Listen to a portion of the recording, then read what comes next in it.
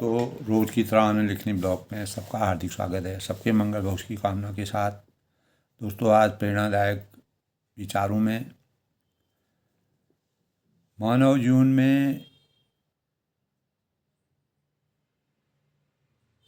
अपने कर्तव्यों के निर्वहन के साथ साथ परमात्मा के प्रति आसक्ति, परमात्मा का ध्यान और मानव में ईश्वर और ईश्वर को क्या प्रिय है, यानी ईश्वर को श्रेष्ठ कर्म आचरण सबसे अधिक प्रिय हैं। तो परमात्मा मानव कस्तूरी कुंडल विषय मृग ढूंढे बनमाए, ऐसे घड़ राम है दुनिया देखी माए। यानी प्रत्येक अंतःकरण में परमात्मा का वास है। तो इस संसार में दोस्तों प्रायः प्रिय अप्रिय, अच्छा बुरा, अपना पराया की बातें सुनने देखने में आती हैं। जिस प्रकार पति अपनी पत्नी को, पुत्र अपने माता पिता को, शिष्य अपने गुरु, भाई अपनी बहन, बहन अपने भाई और गुरु अपने शिष्य, पत्नी अपने पति और हित संबंधी जो कुटुंब, मित्र, अन्य व्यक्ति एक दूसरे के लिए इस संसार में प्रिय होते हैं। इसी प्रकार इसका स्पष्ट कारण दोस्तों स्वार्थ, मतलब गुण, कर्म एवं स्वभाव की विशेषता है। किसी का दूसरे को गहरा संबंध जो होता है, इसीलिए कि उसमें आपसी लेन देन, पारस्परिक कर्म क्रिया का आदान प्रदान और सहयोग निरंतर चलता रहे। जब हम इस प्रक्रिया में आदान प्रदान करते हैं और एक तरफा अपने एकांगी हो जाते हैं, तो संबंधों में उतार चढ़ाव आता है, तनाव आता है, प्रेम प्रसंग आते हैं, अनेक प्रकार के सद्भावों का सृजन भी होता है। तो फिर मधुर रिश्तों में कभी कभी विष घुल जाता है और प्रिय पात्र भी अप्रिय बन जाते हैं। इसीलिए ईश्वर के स्वरूप का ध्यान करते हुए मानव में ईश्वर निहित हैं और ईश्वर को दोस्तों श्रेष्ठ कार्य जो है वह ईश्वर को सबसे ज़्यादा प्रिय क्या है? श्रेष्ठ कार्य आचरण सबसे प्रिय है। ईश्वर का प्रेम निस्वार्थ होता है और मर्यादा पुरुषोत्तम भगवान रामचंद्र ने भगवान शिव और रामचंद्र के बीच में जिस प्रकार का प्रेम, भक्ति, स्नेह और सानिध्य था, तो रामचरितमानस में हमको इस प्रकार के अनेक प्रसंग मिलते हैं। तो सभी प्राणियों के समान रूप से दोस्तों भगवान प्यार करते हैं सभी प्राणियों को, और ईश्वर की कृपा कई रूपों में हमारे जीवन में हो सकती है। अच्छाई की प्रेरणा अच्छे लोगों के साथ सहयोग और उत्तेजना के रूप में हमारे जीवन में अवतरित होती है। ईश्वर से प्रेम करने के लिए ब्रह्म ज्ञान की आवश्यकता होती है। ब्रह्म ज्ञान की प्राप्ति गुरु द्वारा हमारे अंतःकरण में विराजती है और ब्रह्म ज्ञान से दोस्तों मनुष्य अपनी इंद्रियों पर नियंत्रण रखता है और जिससे उसे ईश्वर की प्राप्ति होना संभव है। तो ठीक ईश्वर को दोस्तों, ईश्वर की सबसे प्रिय चीज़ क्या है? तो ईश्वर का प्रिय कौन होता है? और परमेश्वर यानी परम सत्य इस जगत में ईश्वर को मानववादी सत्य अर्थात श्रेष्ठ कर्म आचरण ही सर्वाधिक प्रिय माना गया है। तो ईश्वर को प्रसन्न करने के लिए मानव जीवन में अवतरित होकर के हमें निस्वार्थ निष्काम और मान से भगवान की प्रेममयी भक्ति करना निश्चित ही हम भगवान को प्राप्त कर सकते हैं अगर प्रेममयी भक्ति का प्रादुर्भाव हो जाता है, आविर्भाव हो जाता है। तो ईश्वर की कृपा हमारे जीवन में कब होती है दोस्तों? जब कई रूपों में, कई स्वरूपों में अच्छाई, प्रेरणा, अच्छे लोगों के साथ हमारा संयोग बनता है, हम सद्कार्य के लिए जाते हैं, अच्छा परिवेश हमको मिलता है, सहयोग मिलता है, उत्तेजनाएँ, अनेक प्रकार की शुभ संवेदनाएँ और उत्तेजनाएँ हमारे अंतःकरण में विराजमान होती है। अच्छे लोगों के साथ संयोग, सहयोग, उत्तेजना से व्यक्ति ईश्वर की कृपा का अनुभव कर के प्रसाद को प्राप्त करता है। जब उसे यानी शांति, अच्छाई और अनेक प्रकार की शुभ भावनाओं का संचार उसके अंतर्गतता और आचरण की पराकाष्ठा में जब लगातार वृद्धि होती है, ज्ञान की प्राप्ति होती है, हम अज्ञान रूपी अंधकार से ज्ञान के प्रकाश की तरफ बढ़ते हैं, अपने मार्ग को सुनिश्चित करते हैं, निष्काम भाव से लोक कल्याणकारी कार्य करने के लिए अपने जीवन को एक मापदंड के रूप में अवतरित करते हैं। तो ईश्वर एक जैसा दूसरा कोई भी इस संसार में भगवान के तुल्य दूसरा और कोई भी नहीं है। मानवों का अवतार अनेकों प्रकार के हुए, लेकिन मूर्तियों के रूप में भगवान की अलग अलग पराकार, अलग अलग स्वरूपों को दिखाया गया है। लेकिन परम ब्रह्म परमेश्वर जो सभी के सच्चिदानंद है वह एक है, ब्रह्म एक है। तो ईश्वर अंश जीव अविनाशी।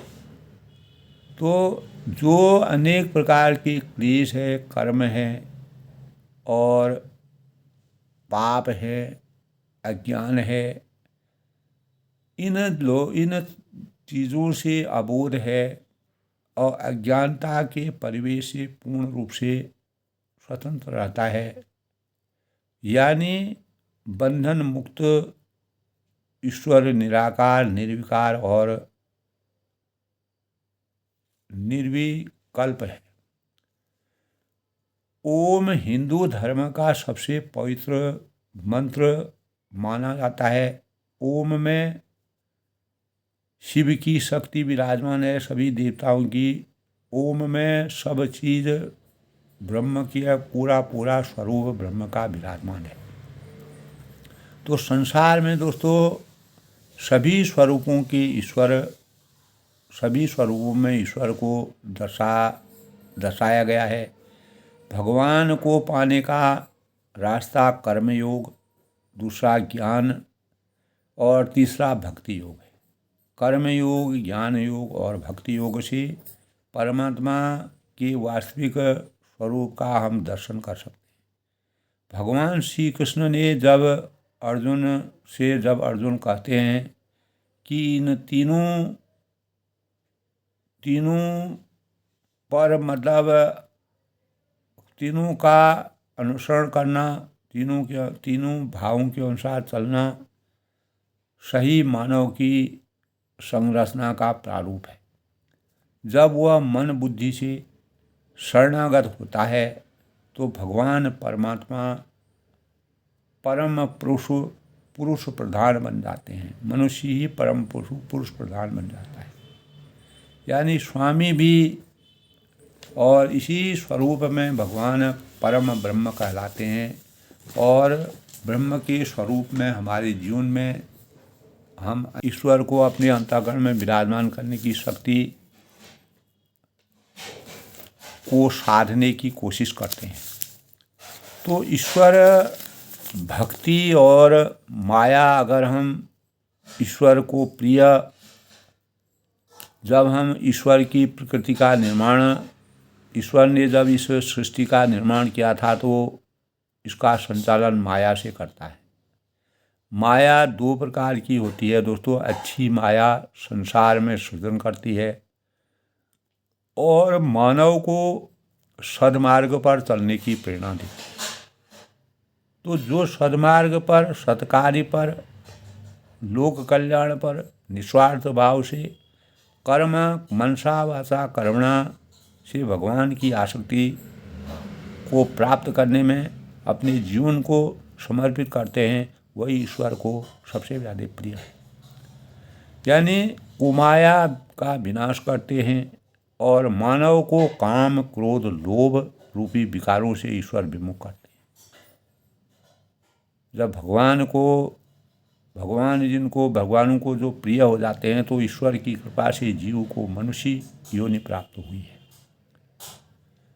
तो इस मनुष्य जीवन का दोस्तों औचित्य बड़ा गंभीर है। इस संसार में सोचने की शक्ति, समझने की शक्ति, कार्यों को करने की शक्ति, नई विधाओं को, नई योजनाओं को, नए कार्यों को, नई सोच को और करने की जो विधाएं परमात्मा द्वारा प्रदत्त है वह केवल मानव को। तो विवेक द्वारा वह धर्म के मार्ग पर चलकर वैराग्य प्राप्त कर सकता है। तो वैराग्य से ज्ञान प्राप्त होता है और ज्ञान से ईश्वर भक्ति प्राप्त होती है। तो दोस्तों जिससे द्वारा हम निष्काम कर्म करता हुआ मोक्ष को प्राप्त कर सकते हैं। तो कुमाया जो है प्रकृति के गुणों के अनुसार मनुष्य को प्रभावित करती है। तमोगुण के प्रभाव से वह पशु की तरह केवल निद्रा, काम, भोग विलासों की आसक्ति में, जिस प्रकार रावण अनेक प्रकार के अहंकार मद के राक्षसी माया अच्छे कुल में पैदा होने के बाद भी परमात्मा की आसक्ति नहीं प्राप्त होने पर सांसारिक वस्तुओं पर उसका जो मोह के भाव उसके अंतःकरण में विराजे, तो अनेक प्रकार के भोग विलासों में जिनसे अपने जीवन व्यतीत किया, अंततोगता उसने अपने पूरे साम्राज्य का अंत किया। तो भगवान की प्राप्ति के लिए दोस्तों मनुष्य निरंतर अपने अंतःकरण को, जब हमारे अंतःकरण में जो देवता का वास है उसको हमको जगाना पड़ता है। जिस प्रकार हम निद्रा में सो जाते हैं और अचेतन में रह जाते हैं तो उस समय हमको किसी प्रकार की अच्छाई बुराई का ज्ञान नहीं होता है। हमारा पूरा शरीर क्षीण रहता है और हम अलग ही स्वप्नों के साथ जीवन में जीते हैं। जब चेतना हमारे अंतःकरण में आती है तो हमारी इंद्रियां जागती हैं। तो वही इंद्रियां अगर हमारे कार्यों को सही ढंग से सांसारिक वस्तुओं की कामना, सुफल कामना करने के लिए, मानव जीवन के कल्याण के लिए, स्वयं के जीवन को सफल बनाने के लिए और देश की उन्नति के लिए, समाज की सेवा के लिए, तो यही ईश्वरत्व का गुण मानव जीवन में जब अवतरित होता है तो ईश्वर को वही प्रिय है। तो इस प्रकार दोस्तों वह ईश्वर की विमुख अगर होता है तो दोबारा कष्टदायक भवसागर में फिर पुनः अगर हम ईश्वर की विमुख होते हैं तो हम इस सांसारिक मोह माया के बंधनों में पुनः फंस सकते हैं। तो गीता में भगवान ने जहाँ पर भी दोस्तों हमारे अनेक प्रकार की प्रेरणा के स्रोत हमको गीता में सबसे ज़्यादा मिलते हैं, रामचरितमानस और गीता में। तो कृष्ण ने दोस्तों कर्म ज्ञान और भक्ति ज्ञान, भक्ति योग का मार्ग ईश्वर प्राप्ति के लिए बताया है। तो जो कर्म, भक्ति योग और ईश्वर मार्ग की प्राप्ति कर सकता है वही परमात्मा को वही प्रिय है। तो इसमें निष्काम कर्म द्वारा कर्म फल ईश्वर समर्पित कर दिया जाता है, तो जिससे श्रद्धा और भक्ति प्राप्त होती है। तो मनुष्य को अपने विवेक से अपने आप को, अपने स्वयं की प्रकृति और गुण को अपनाना स्वीकार होता है। तमो और रजोगुण से मुक्ति पा करके हम सतोगुण की उपासना करने लगते हैं। भगवान महापुरुषों में इसी प्रकार की संगत से अपनाने पर हमको महापुरुषों का सानिध्य मिलता है और उसी गुरु के द्वारा बताए हुए मार्ग सद्गुरु के शरण में हम जाने की अपेक्षा करते हैं। तो सद्गुरु हमारे ग्रंथ हो सकते हैं, कोई मानव हो सकता है, कोई ईश्वरीय शक्ति हो सकती है, जो हमें सच्चे मार्ग पर अवतरित करने के लिए मार्गदर्शित करते हैं। तो ईश्वर का प्रिय दोस्तों, मानव में ईश्वर स्वयं ही निहित है। अगर हम सूक्ष्म रूप से अपने भावों को, अपने विचारों का मंथन करते हैं तो हम ईश्वर की आराधना मानवीय स्वरूप में श्रद्धापूर्वक कर सकते हैं। इसका सहज कारण वही है कि दोस्तों, प्राय ईश्वर को मानव से किसी अन्य रूप से कल्पना कर पाना न तो हमारी बुद्धि की कोई सीमा है और न ही वह हमारे मन के अनुकूल है। तो यदि हम दोस्तों चींटी से, यानी सबसे छोटी चींटी में भी इतनी बुद्धि होती है कि वह ईश्वर की कल्पना करे, तो वह ईश्वर को एक बहुत बड़ी चींटी के रूप में ही सोच सकता है। तो यही अवस्था दोस्तों हमारी है, प्रत्येक मानव जीवन की है। ब्रह्म, हमको यही मालूम है, हम अनेक पुस्तकों में धार्मिक आध्यात्म में पढ़ते हैं कि ब्रह्म सर्वव्यापी हैं, सर्वत्र भगवान, सर्वे गुणा संपन्ना, यानी ब्रह्म सर्वव्यापी हैं, निराकार हैं, निर्गुण हैं और वह जानते हुए भी मन को साकार आधार हमको भगवान का मिलता है। तो समस्त मूर्तियों एवं चित्र इसी अवलंबन के द्योतक होते हैं। तो क्या विरोधाभास है कि हम ईश्वर का मानव रूप में पूजना, तो ईश्वर को मानव रूप में पूजना तो चाहते हैं, परंतु मानव की स्थिति ईश्वर की ओर हमारा ध्यान भी नहीं आता है।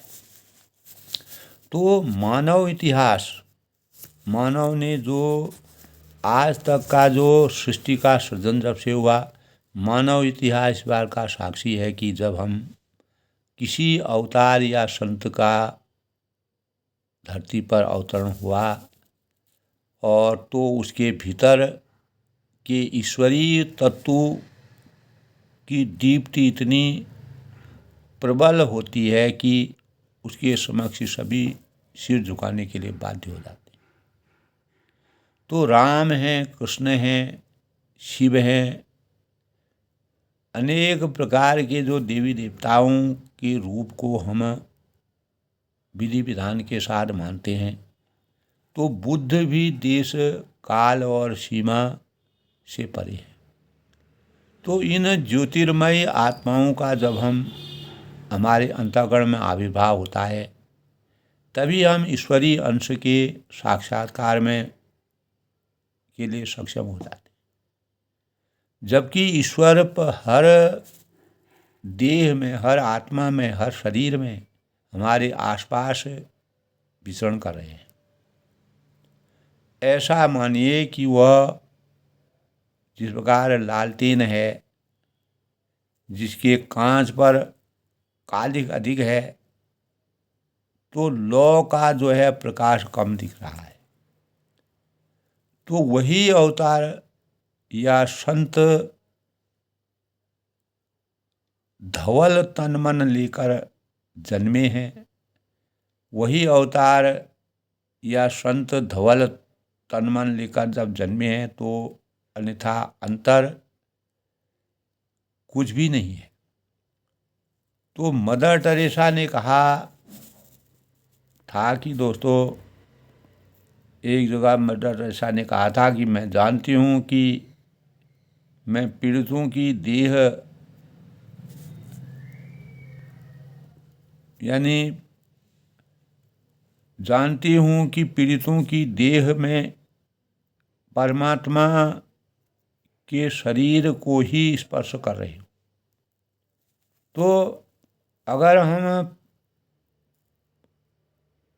जो परेशान है, जो दुखी है, जो ज़रूरतमंद है, जो जिसको परेशानी है, अगर हम उसके तन मन, उसके शरीर को सेवा भाव करते हैं तो हमें उससे यह एहसास होता है कि हम किसी परमात्मा के नज़दीक पहुँच गए। ये मदर टेरेसा के अंतःकरण में बातें थी।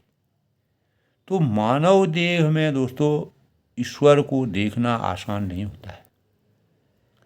तो हम ईश्वर की पराकाष्ठा किसी भी स्वरूप में कर सकते हैं, केवल हमें अपने अंतर ज्ञान को जगाना है।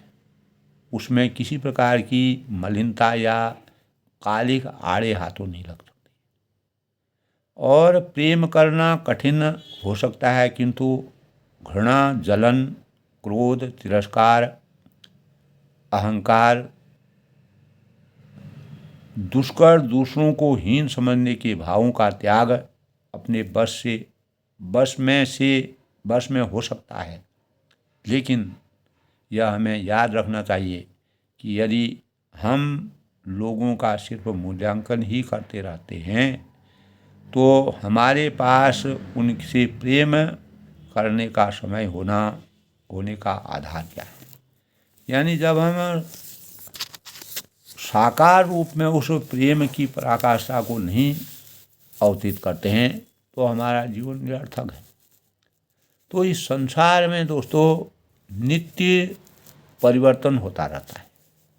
रोज़मर्रा की ज़िंदगी में मानव जीवन साक्षात रूप में जब मानव जीवन अपने कार्यों को करता है, मानव में ऐसे घटघट राम हैं दुनिया देखी माई।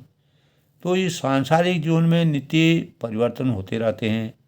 इस परिवर्तन के चक्र में सृजन की प्रक्रिया में गतिशीलता का संचार भी होता है। तो संबंधों का जुटना और उनका टूटना मानवीय प्रवृत्ति की विलक्षण प्रक्रिया है। और सांसारिक संबंधों में जो जीवन में त्राण की आशा मानव की अज्ञानता का कारक बनता है। इस सृष्टि में दोस्तों परमात्मा की अनूठी रचना है। हो वहीं सोई जो राम रचि राखा, को करी तरक बड़ा वहीं शाखा। सृष्टि के समस्त प्राणियों के पालक, पोषण और संरक्षक परमात्मा ही है। जब मानव अपने अंतःकरण में ऐसी बातों को विचार करके अपने अंतरंग में भगवान को जगाने का प्रयास करता है तो ईश्वर को वही मानव प्रिय है। यानी मनुष्य अपने कर्म योग, साधना योग, भक्ति योग से परमात्मा की प्राप्ति और परमात्मा के भावों को अपने अंतःकरण में विराजमान कर सकता है। तो मनुष्य स्वार्थवश इस दृश्य जगत में निज मतलब के लिए, अपने स्वार्थ के लिए एक दूसरे से संबंध जोड़ते हैं और एक दूसरे से प्रिय बन जाते हैं। पर सृष्टि को अगर हम सूक्ष्म रूप से सृष्टि की हलचलों, जो सृष्टि में रात दिन आए दिन कुछ न कुछ हलचलें होती रहती हैं, प्राण संसार का जो विस्तार करने वाले परमात्मा का प्रिय कौन है? तो माता है, पिता है, भाई है, बहन है। संसार के अन्य व्यक्तियों का प्रिय तो लोग बन जाते हैं, लेकिन परमात्मा का प्रिय बिरले ही बनते हैं।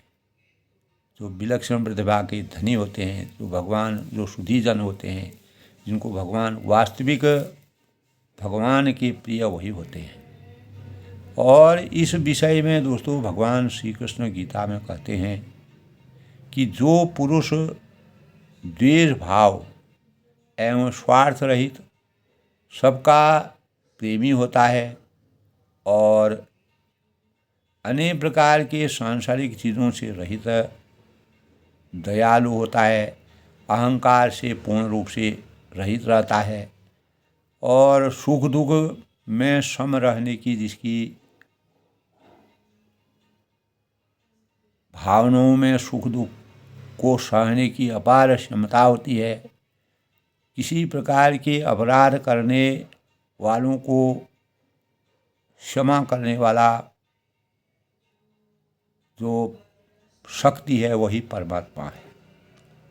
तो अपराध करने वालों की भी क्षमा करने वाला जो है, निरंतर जो सुख दुख में, विषम परिस्थितियों में, चुनौतियों में, कठिनाइयों में भी संतुष्ट रहते हैं, रहने की भावना है। मन मनसा वाचा कर्मणा, और इंद्रिय अपने मन से और इंद्रियों सहित शरीर को अपने वश में किए हुए होते हैं, वह भक्त ईश्वर को प्रिय होते हैं। तो इस प्रकार भगवान को प्रिय वही हैं दोस्तों। भगवान रामचंद्र जी ने भी कहा था, बिनु सत्संग विवेक न होई, राम कृपा बिनु सुलभ न सोई। तुलसीदास ने कहा है कि बिना सत्संग से हमको भगवान की प्राप्ति होती है, सत्संग से ही हमको ज्ञान की पराकाष्ठा होती है, हम अपने इंद्रियों को वशीभूत कर सकते हैं और ईश्वर के प्रिय हम बन सकते हैं। तो जो मद मोह अहंकार लोभ से ग्रस्त होते हैं वह ईश्वर को प्रिय नहीं होते हैं। मर्यादा पुरुषोत्तम भगवान रामचंद्र ने कहा, जो निस्वार्थ निष्काम भाव से परमात्मा मेरे नज़दीक आता है वही शिष्य मुझे प्रिय है, वही जीवन की पराकाष्ठा का सबसे बड़ा स्वरूप है। तो अपने अंतःकरण में भगवान को विराजित करने के लिए अपने भावों का शुद्धिकरण करना, पवित्रीकरण करना और अपने मन और इंद्रियों सहित शरीर को वश में करना, जो इसमें इस प्रकार की आसक्ति होती है।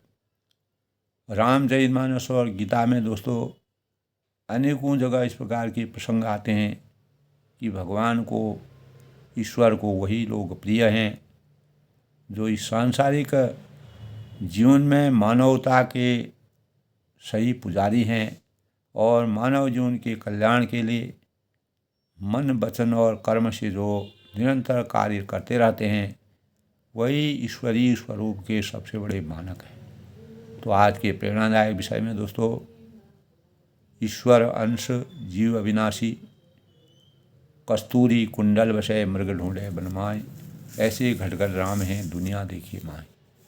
तो दुनिया देखिए नाई, तो प्रत्येक घट में परमात्मा विराजमान है।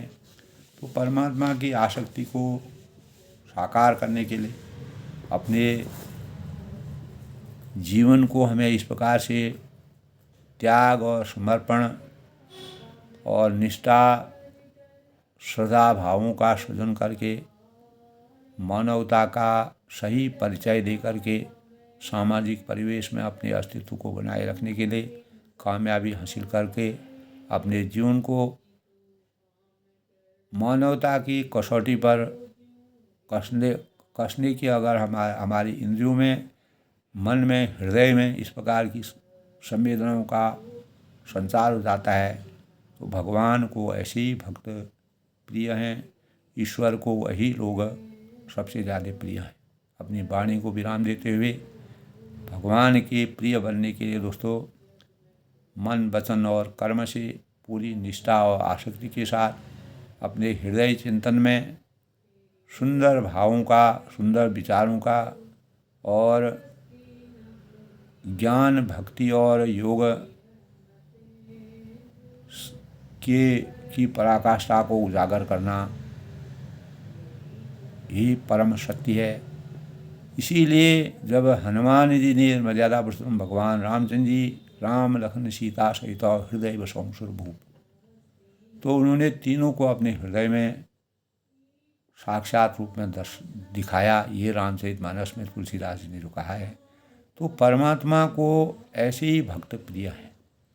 तो भगवान को ईश्वर का प्रिय वही है जो ईश्वर के सम, ईश्वर के सदृश, ईश्वर के अनुसार जो दिव्य ज्ञान जिसको प्राप्ति होती है, ब्रह्म ज्ञान जिसको प्राप्त होता है, जो दिव्य ज्ञान मर्यादा पुरुषोत्तम भगवान राम जी 14 साल के वनवास के दौरान कैसे कैसे कार्यों को किया, इस प्रकार के अगर उनके पूर्ण कार्यों को अगर हम पूर्ण रूप से विस्तार से रामचरितमानस में अपने ज्ञान को उजागर करते हैं, तो उनके कार्यों से हम प्रेरणा लेकर के ईश्वरीय तत्व की प्राप्ति करने में समर्थवान हो सकते हैं। अपनी वाणी को विराम देता हूँ। सब लोगों को भगवान के प्रति आस्था और ईश्वर को प्रिय वही लोग होते हैं जो सबको प्रिय होते हैं।